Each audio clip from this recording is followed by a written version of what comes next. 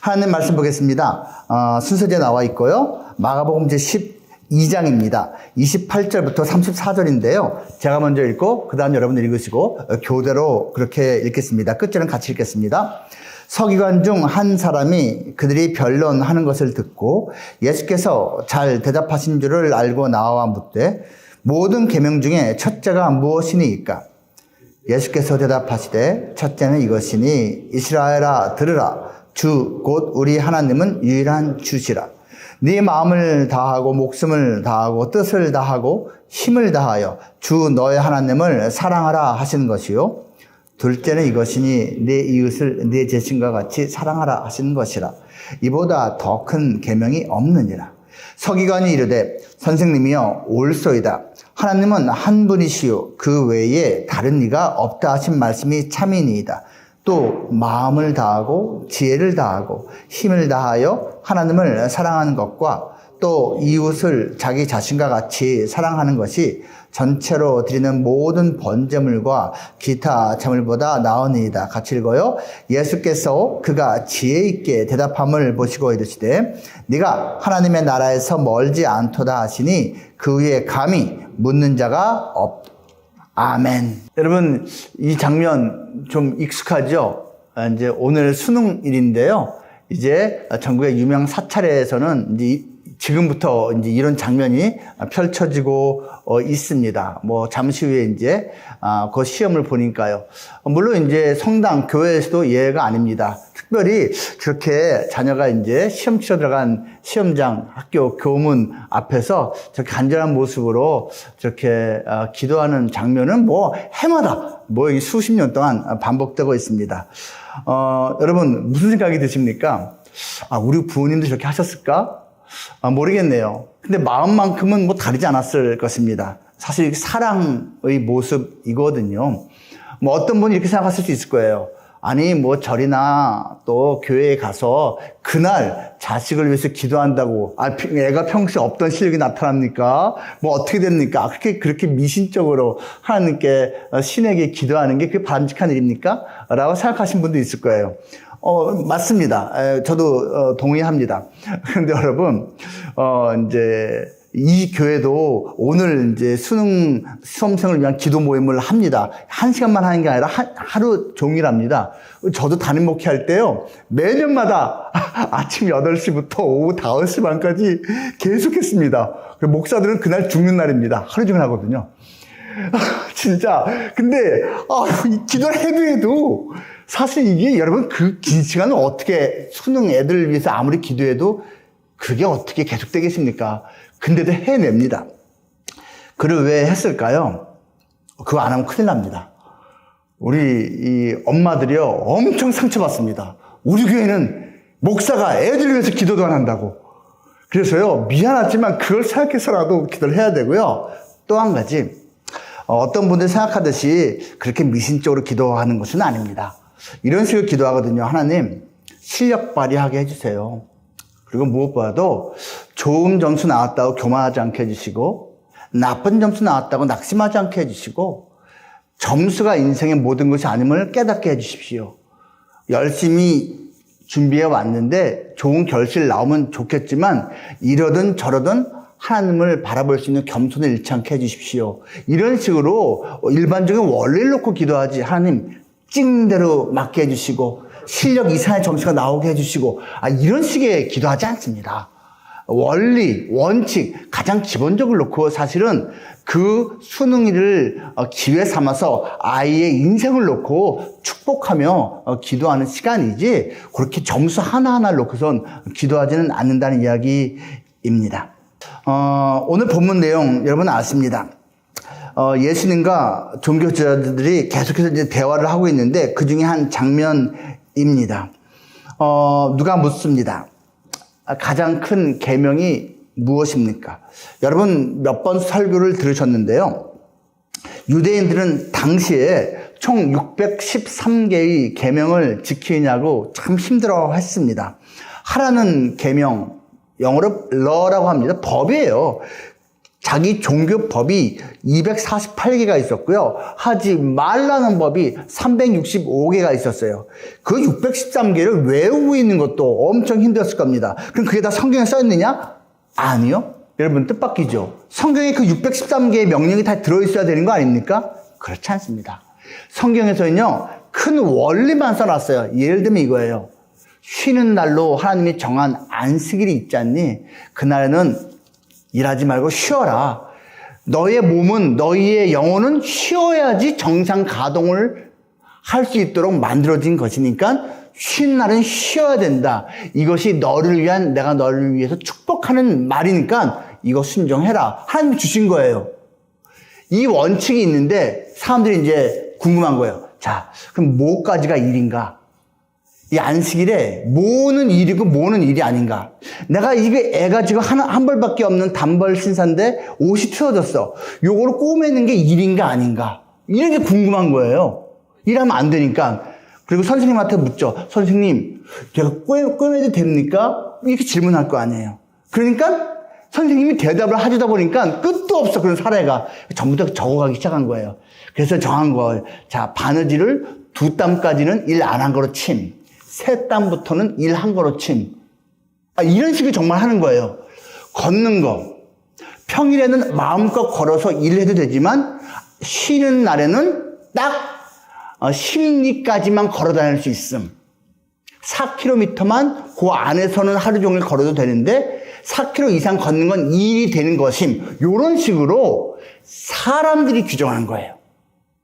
무슨 아시겠죠? 그래서 그렇게 세부 사항을 나름대로 그들이 좀 합리적으로 이렇게 기록한 책이 미드라시라는 등등의 책이 있거든요.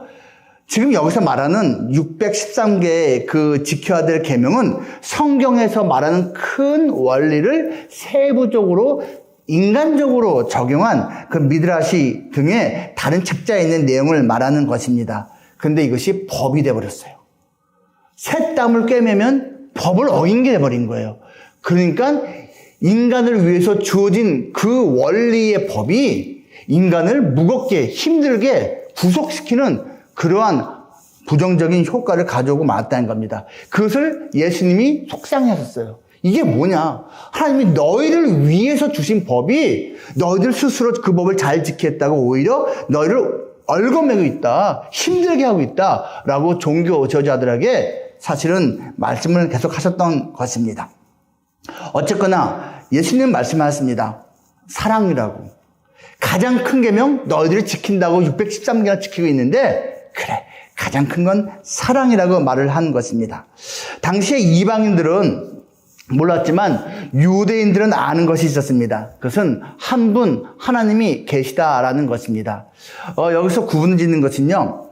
이방인이라고 말하는 것은 유대인들이 자기는 하나님의 자손이라고 그러고요. 자기들 이외에는 다 이제 이방인이라고 그렇게 불렀기 때문에 우리도 그 용어를 그냥 사용하는 것 뿐입니다.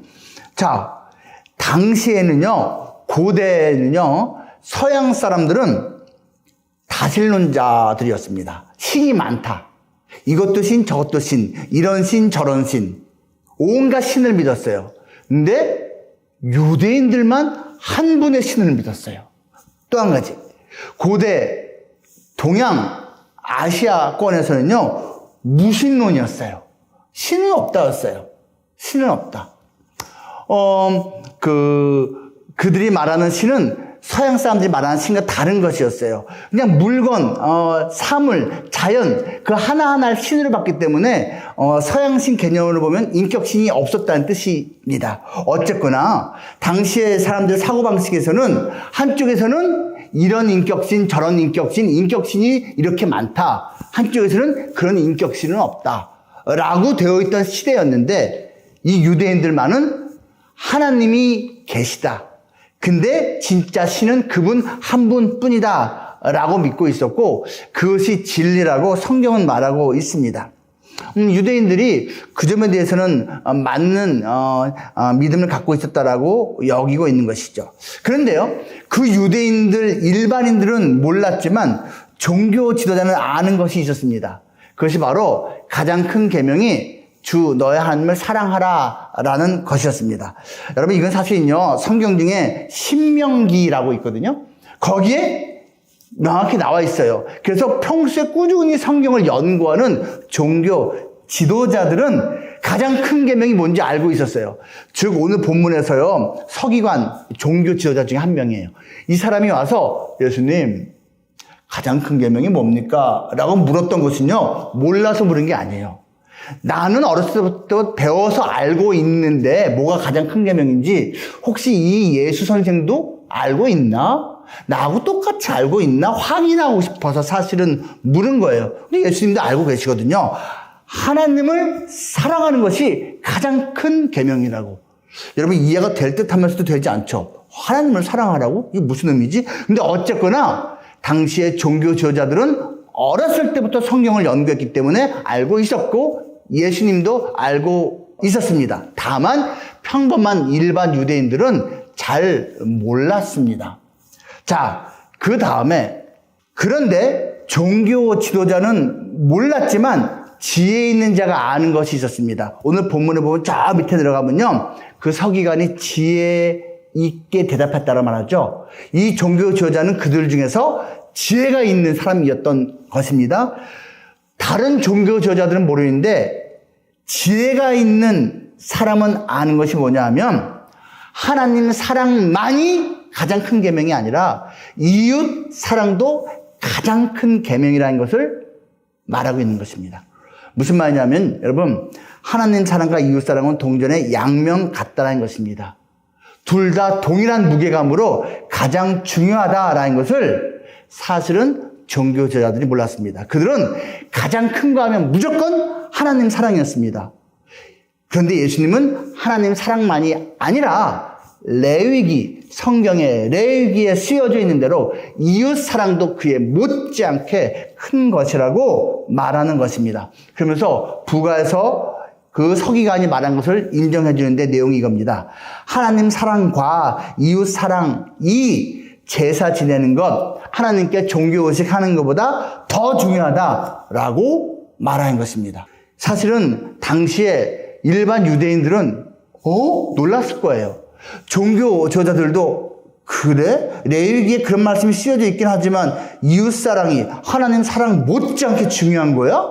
라고 의구심을 품었을 것입니다. 근데 예수님이 그게 맞다라고 말씀을 했던 거예요. 그러면서 예수님께서 결론적으로 말씀하십니다. 하나님의 존재를 알고 하나님을 사랑하고 이웃을 사랑하는 사람은 하나님 나라에서 멀지 않다. 너희들 천국과 가깝다라고 말하는 것입니다. 세 가지죠. 하나님이 계시다. 한 분 하나님 신이 계시다. 그리고 그 하나님을 사랑해야 되고 하나님을 사랑한다면 이웃을 사랑해야 된다. 라는 것을 안다면 천국이 가깝다라고 말한 것입니다.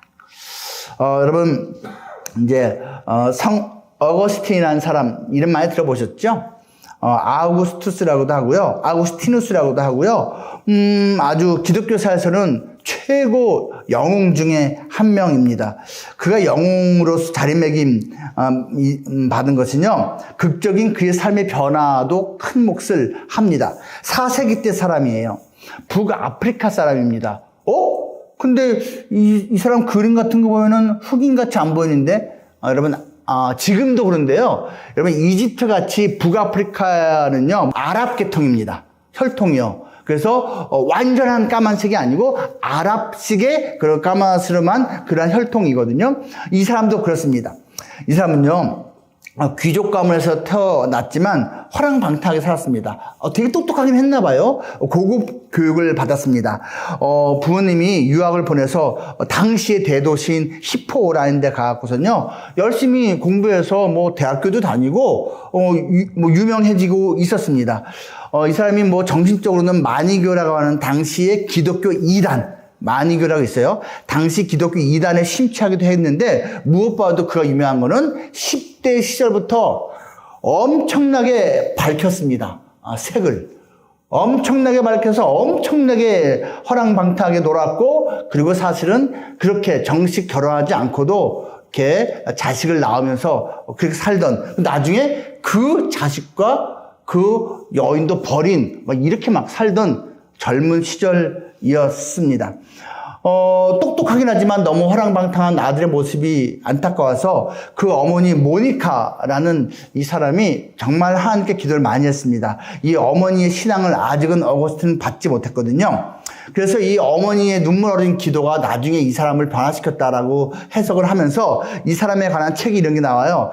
기도하는 자식은 망하지 않는다라는 책 제목이 있을 정도입니다. 근데 여러분 정확히 말하면 기도하는 자식은 그러면 꼭 그 자식이 기도하는 것 같잖아요. 아닙니다. 부모가 기도해주는 자식은 망하지 않는다. 이렇게 해석을 하시면 되는 거예요. 어머니가 열심히 기도하고 이제 대학 졸업반이 된 이 아들을 갖다가 찾으러 갔습니다. 그리고 다시 고향으로 데려가려고 하는데 이 아들 녀석이 어떻게 했는지 아십니까? 알았어요. 나 이제 졸업 다 끝났으니까 졸업했으니까요. 어머니, 내가 어머니 따라서 고향으로 다시 갈게요. 알았어요. 저기 항구에서 저 배편 앞에서 기다리세요. 내가 짐 정리해갖고 갈게요. 알았다, 아들아. 항구에서 기다리고 있는데요. 반대편으로 가고선 고속버스 타고 딴 데 가버렸습니다. 엄마는 한국에서 기다리고 있는데 혼자서 버스 타고선 밀라노로 도망갔습니다. 이럴 정도로 엄마 말도 안 듣는 그러한 사람이었어요. 그런데 그 이탈리아 밀라노로 가서 예수님을 만났습니다. 그리고 인생이 완전히 천지개벽이 되었습니다. 그 사람이 무슨 말 했다고요? 나중에 이제 성인으로 추앙을 받을 정도로 그렇게 이제 거룩한 삶을 그가 살았는데요. 그가 이런 말 했습니다. 하나님은 사랑하는 분이며 사랑받는 분인 동시에 사랑 그 자체다. 여러분, 여기서 하나님이 사랑을 한다라는 말은 여러분이 이 설교 시간에도 여러 번 들었습니다. 하나님이 나를 사랑한대. 참 못 느꼈는데 뭐 어쨌거나 하나님이 나를 사랑한대. 근데 하나님은 사랑받는 분이다. 이해되십니까? 누군가가 사랑을 해줘야지 사랑을 받는 거잖아요. 근데 하나님은요, 사랑받기를 또 원하세요. 왜 그런지 아십니까, 여러분? 모든 인격체는요, 인정받기 원하고 사랑받기 원합니다. 사랑은 소통이기 때문에 그래요. 연합이기 때문에 그래요. 사랑은 하나됨이기 때문에 그래요. 하나님은요, 우리랑 사랑을 주고받으면서 하나가 되고 싶어 하시는 분이라는 것입니다. 이 사랑의 원리. 여러분, 사랑의 원리 중에요, 첫 번째가 자유 제한입니다. 사랑하면요, 스스로 자기의 자유를 제한합니다. 사랑에서 오는 만족감, 안정감, 존재 가치에 대한 자긍심이 있잖아요. 이것을 만끽하려면요, 스스로 자유를 제한할 수밖에 없습니다. 결혼하셔서 자녀 낳으신 분들 많으시죠? 저도 이제 아들, 딸 키우고 있습니다. 이 아들, 딸 키우면서 시간 엄청나게 투자했습니다. 당연한 얘기 아닙니까? 아들, 딸 키우면서 나 자식 위해서는 시간 안 쓸래. 그게 말이 되지 않습니다. 내 시간인데 내 시간을 내가 나를 위해서만 100% 쓰겠다는 자유를 제한합니다. 스스로. 그리고 얘를 위해 씁니다. 내 돈, 내 취향까지. 사랑하는 사람을 위해서 나의 자유를 스스로 제한합니다. 여러분, 이게 사랑의 원리입니다. 자기의 자유를, 자기의 소유를 스스로 제약하고 제한하지 아니하면서 사랑을 하겠다? 말이 되지 않습니다. 이게 사랑의 원리 첫 번째입니다. 그래서 사랑하는 게 쉽지가 않은 겁니다. 자기의 자유와 소유를 스스로 제약해야 하기 때문이지요. 그런데요, 부모가 되면요, 이게 해냅니다. 신기하죠? 근데 부모가 돼갖고선 이거를 안 하는 사람이 있을 때 우리는 비난을 하는 겁니다. 부모가 돼가지고 그런 게 있잖아요. 부모가 돼갖고서. 부모가 되면 본능적으로 그래도 많이 하게 되어 있습니다. 근데 하나님이 사실은 이런 식의 사랑을 우리에게 하고 계십니다. 사랑의 원리 두 번째는 이겁니다. 상호 연결입니다. 사랑하는 관계가 건강하려면요, 서로 연결되어 있어야 됩니다. 한쪽이 먼저 낮아질 때 관계 맺음이 시작됩니다.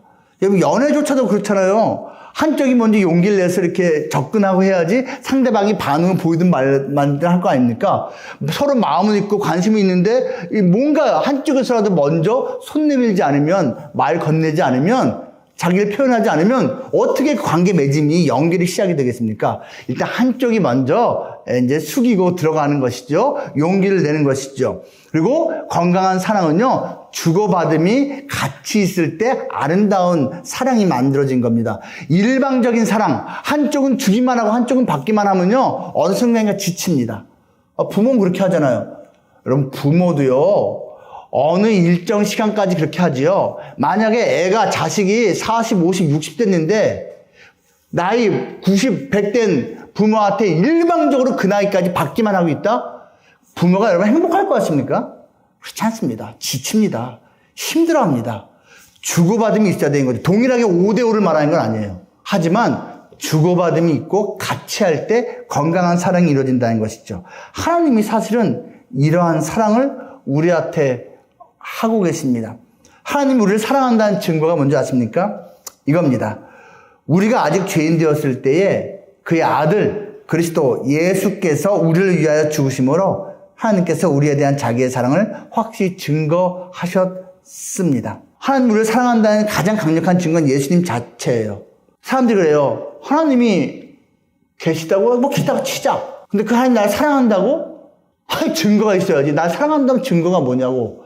하나님이 여러 가지 갖다 증거를 보일 수 있어요. 보여주고 계세요, 지금 사실을.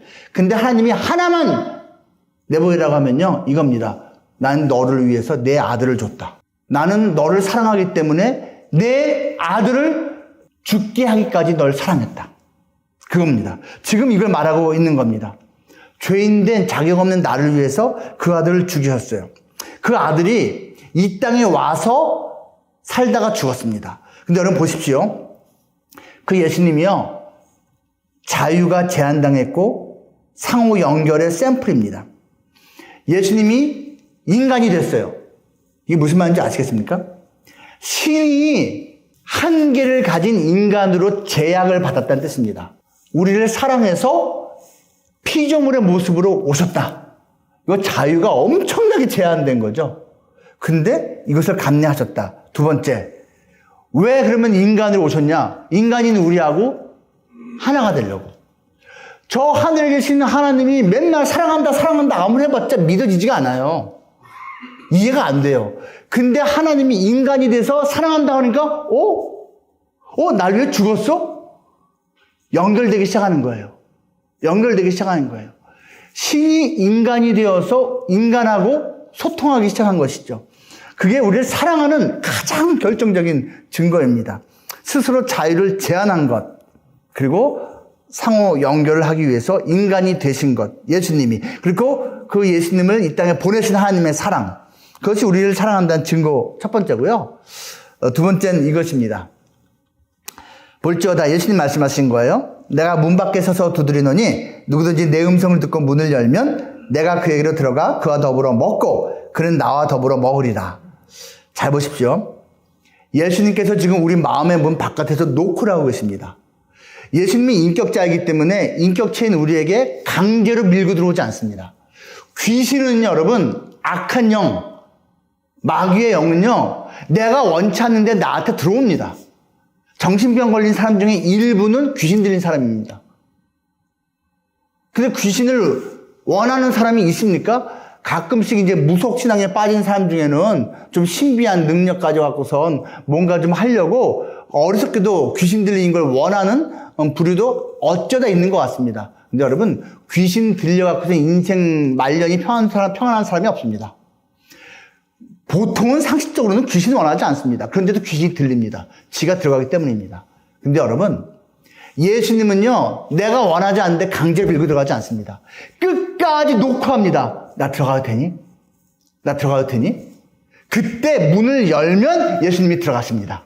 우리의 마음문으로, 우리 영혼으로. 그리고 함께 먹고 마신대요. 이제는 소통하는 거예요. 나하고 교제하는 거예요. 서로 알아가는 거예요. 예수님하고 내가 알아가는 관계가 될 수 있다는 겁니다. 그런데 이게 뭐라고요? 내 마음에 들어오겠다고 녹화하시는 건요, 조건이 없습니다. 내가 마음이 깨끗할 때 들어오신다. No! 내 마음 들어도 상관없어요. 사실 평소에 들어와요. 근데 나 지금 청소하다 지저분하고 이렇게 악하고 그런데 들어오실래요? 들어갈래. 예수님은 깨끗한 사람한테만 들어가지 않습니다. 이유가 뭔지 아십니까? 깨끗한 사람은 한 명도 없기 때문입니다. 예수님은 더러운 사람 그 자체를 그 속에 남들이 보는 은밀한 죄악을 마구 저지르는 그 사람조차도 사랑하십니다. 조건이 없어요. 내가 들어가고 싶어. 내가 들어가서 청소해 줄게입니다. 너 청소하려고 하는데 안 되지. 깨끗하게 하려고 하는데 자꾸 다시 더러워지지. 내가 깨끗하게 해줄게. 똑똑똑 두드립니다. 조건이 없습니다. 용서하십니다. 죄책감에 시달리는 사람 되게 많습니다, 여러분. 엄청나게 많습니다. 그 죄책감을 이기려고 술로 해결하려고 하고 또 다른 서명을 나름대로 열심히 해. 근데 이쪽의 죄책감은 사라지지 않아. 이런 사람들 되게 많아요. 근데 예수님은요, 그냥 용서하세요. 괜찮다. 내가 용서하며 내가 씻어주마. 조건이 없습니다. 그리고 아직도 내가 문을 열까 말까 망설이고 있을 때 문 좀 열어! 하고서 확 들어오지 않습니다. 끝까지 기다리십니다. 기다림. 그리고 약속하십니다. 내가 너를 도와줄 거야. 내가 너를 새롭게 만들어줄 거야. 내가 너를 좌절해서 일어나게 해줄 거야. 이게 예수님의 우리를 사랑하신다는, 하나님을 사랑하신다는 증거입니다. 그래서 그 예수님이 들어오고 우리가 이제 하나님을 만나게 되면요. 예수님이 들어오면 하나님을 알게 되거든요. 무슨 변화가 생기는 줄 아십니까? 하나님을 신뢰하게 되는데요. 하나님을 믿게 되는데요. 하나님을 믿는다는 얘기는 하나님 사랑을 믿는다는 얘기입니다. 그리고요. 이웃 사랑을 실천하는 용기가 생깁니다. 그리고 자기의 삶도 사랑하게 됩니다. 자기 비하, 자기의 죄책감, 절망에 찌들어 사는 게 아니라 내가 비록 부족하고 한심한 모습이 많지만 하나님이 나를 사랑하신다. 하나님이 나를 도와주신다. 하나님이 나를 새롭게 하신댔어. 라는 용기를 가지고 다시 자기 삶을 사랑할 수가 있다는 겁니다. 여러분, 하나님을 사랑하면요, 삶이 변화됩니다. 하나님이 나를 사랑하는 그 사랑을 받아들이면 나의 삶이 변화가 된다라는 것입니다. 사랑하면 변화됩니다. 꼭 하나님이 아니더라도 여러분, 하다못해 강아지를 지극정성 사랑해도 삶이 변화됩니다. 아침에 일어나기 그렇게 싫어하는 사람이 이놈의 강아지가 전주인한테 훈련을 그렇게 받아서 아침 6시마다 공원에 나가서 응가를 하네? 그러면 이 강아지를 너무 사랑하면요, 이 강아지 데리고요, 공원 가서 6시에 응가시킵니다. 하다못해 강아지를 사랑해도 나의 삶이 변화가 됩니다, 여러분. 사랑하면요, 삶의 의미가 변화되고요, 삶의 방향성이, 삶의 태도가 변화됩니다. 그래서 그 마지막으로 그 샘플을 좀 보여드리려고 합니다. 여러분, 이쪽 한쪽에 있는 영화는요, 이보다 더 좋을 순 없다라는 영화입니다. 멜빌 유달이라는 주인공이요, 인기 있는 소설가인데 괴짜입니다. 사회성이 하나도 없어요. 친구가 없어. 말도 탁탁 내뱉고요. 돈은 많은데 가까이 사람들이 올 수가 없어요. 하도 그냥 괴팍해갖고서. 근데 이 사람이 식당에서 웨이트리스 일하고 있는 어떤 싱글맘 캐롤을 사랑하기 시작합니다. 캐롤은 너무 친절해. 나같이 괴팍한 사람에게조차도 이 캐롤은 산전수전 다 겪은 싱글맘이니까 이런 손님도 그냥 오케이 한번 웃으면서 대해주고 따뜻하게 대해주는데 마음이 녹기 시작하는 거예요. 어느 순간인가 진심으로 사랑하게 된 거예요, 이 여인을요. 그러면서 이런 고백을 합니다. 이 남자 주인공이 여자한테.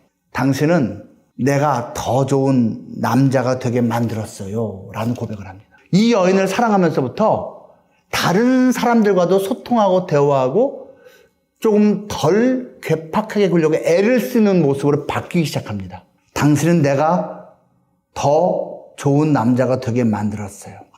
이 괴팍한 남자의 성품이 조금씩 다듬어지기 시작합니다. 사랑하면 변화된다니까요. 그 옆에 있는 영화는요, Honest Thief입니다. 정직한 도둑놈이라는 뜻입니다. 네, 정직한 도둑.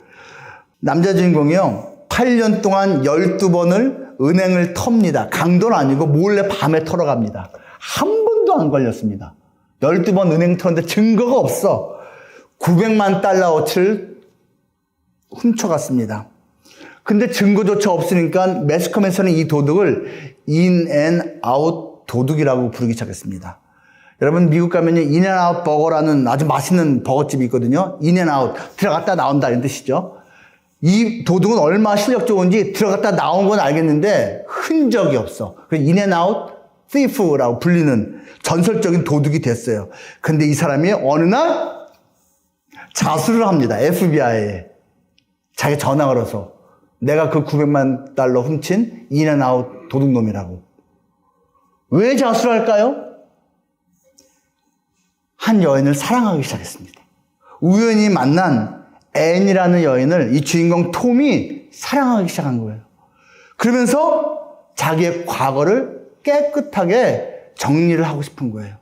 그래서 돈도 다 돌려주고 나라에, 그리고 감옥도 갔다 오겠다 마음먹은 거예요. 이 여인한테 부끄럽지 않게 변화되고 싶다라고 용기를 낸 거예요. 엄청난 용기를 낸 거죠. 그리고 FBI에 연락을 하는 거예요. 삶의 방향이 교정된 거예요.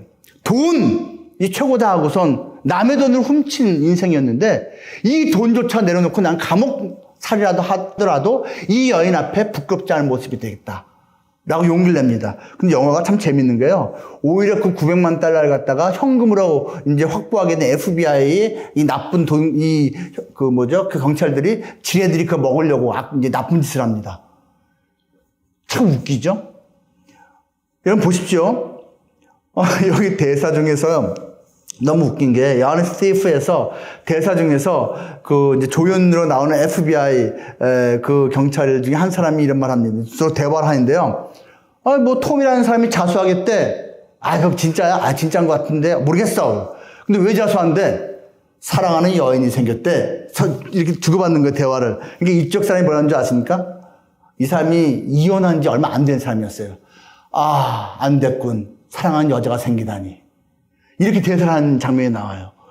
지금 여기 주인공 톰이요. 그 사랑하는 여자가 생기지 않았으면 이런 변화 안 겪어요. 굳이 자수를 왜 합니까? 근데 보통 사람들은 상상할 수 없는 결단을 하게 된 계기가 한 여인을 진짜로 사랑하기 시작하면서부터라는 것입니다. 여러분, 우리의 삶 지금보다 더 거룩하고 멋지고 힘있고 능력 있는 모습으로 변화될 수 있습니다. 그럴 필요가 있습니다. 근데 여러분, 사랑하면 그것이 시작됩니다. 그런데 가장 확실한 효과가 있는 사랑이 뭐냐? 하나님 사랑입니다. 하나님을 사랑하면요, 변화가 됩니다. 지금 내가 하나님이 날 사랑하는 것조차도 난 지금 이해가 안 되는데 내가 하나님을 사랑한다고요? 그날이 올 것입니다. 하나님이 우리를 사랑한다는 것을 우리 한 사람 한 사람이 다 깨달아 알고 믿으면 좋겠습니다. 그날이 꼭 오면 좋겠고, 그 하나님의 사랑을 내가 받는다는 것을 깨닫는 순간부터 하나님을 향한 사랑이 시작됩니다. 그리고 하나님을 사랑하는 것만큼 우리의 삶은 아름다워집니다. 힘이 있어집니다. 새로워집니다. 그 하나님의 사랑, 우리가 마음껏 주고받으면 좋겠습니다. 하나님이 우리 한 사람 한 사람 사랑하십니다. 하나님 벽산을 사랑하십니다. 기도하겠습니다. 하나님 아버지, 우리를 사랑하신 그 하나님의 놀라운 사랑 감사합니다. 아직 하나님을 모르고 하나님의 사랑을 느끼지 못하는 지체들도 물론 있습니다. 하지만 하나님의 그 사랑에 감격하고 그 하나님의 사랑 고마워서 눈물 흘리는 그날도 하나님께서는 꼭 주시리라 믿습니다. 우리 벽산의 모든 임직원이 하나님의 사랑으로 새로워지기 원합니다. 하나님을 사랑하면서 인생을 더욱 멋지게 살기 원합니다. 벽산에 들어와서 자아성취를 하고 인생 여러 가지 보람도 느끼고 좋은 일들이 많아지면 좋겠습니다. 하지만 무엇보다도 하나님을 만나면 참 좋겠습니다. 그날을 허락해 주시옵소서. 오늘도 주님께 맡깁니다. 올해 남은 2022년도 주님께 맡깁니다. 새로운 2023년도 주님의 지혜로 사랑으로 준비하고 시작하게 해 주시옵소서. 언제나 우리와 함께 하시는 예수님 이름으로 기도합니다. 아멘. 이제는 우리를 위해 십자가에 못 박혀 죽으셨다가 다시 살아나신 예수 그리스도의 크신 은혜와 우리에게 그 아들을 주시기까지 우리를 사랑하신 아버지 하나님의 그 놀라우신 사랑하심과 우리의 모든 생사복을 주관하시는 성령 하나님의 인도하심이 남은 평생 하나님의 사랑을 맛보기 원하며 하나님의 사랑을 나누기 원하며 하나님을 마음껏 누리기 원하는 우리 박산의 모든 임직원들 머리 위에 영원토록 있을지어다. 아멘.